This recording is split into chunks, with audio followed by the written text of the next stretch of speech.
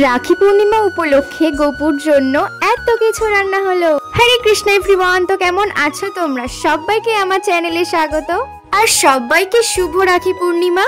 তো সকালবেলা স্নান সেরে প্রথমে গিয়েছিলাম দূর্বা তুলতে, আর আমার গোপু সোনাকে রাখি পরানোর জন্য আমি প্রথমেই সুন্দর করে থালাটা সাজিয়ে নিয়েছি।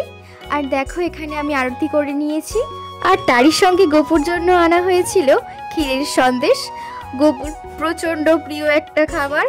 আর হ্যাঁ, তোমরা ভাই বা বোনেদের সঙ্গে তোলা রাখি পূর্ণিমার কিছু সুন্দর মুহূর্ত আমার সঙ্গে শেয়ার করতে পারো, কমেন্ট বক্সে ছবি পাঠাতে পারো। তো এখানে গোপু সোনাকে রাখি পরানো শেষ করে চলে এসেছিলাম আমার ভাইকে রাখি পরানোর জন্য। আর ও আমাকে সকাল থেকে পাগল করে দিচ্ছিল, দিদি তুই আমাকে কখন রাখিটা পরাবি। আসলে ওয়েদার চেঞ্জের জন্য আমার শরীরটাও খারাপ ছিল, তাই জন্য তোমাদের ভিডিও দিতে পারিনি।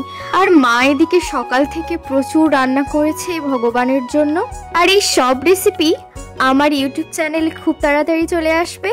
আর এদিকে দেখো আমার মা কত সুন্দর করে ফলের থালাটা সাজিয়েছে। আর ভগবানের জন্য মা এখানে বানিয়েছিল উচ্ছে ভাজা, পটল ভাজা, বেগুনি, শাক ভাজা, আলু ভাজা, ফুল ভাজা, বরবটি, ডাল, পনির তরকারি, পকোড়া, পরমান্ন, মিষ্টি এবং ফল। তো আজকের ভিডিও এই পর্যন্ত। ততক্ষণ তোমরা ভালো থেকো, সুস্থ থেকো। হরে কৃষ্ণা।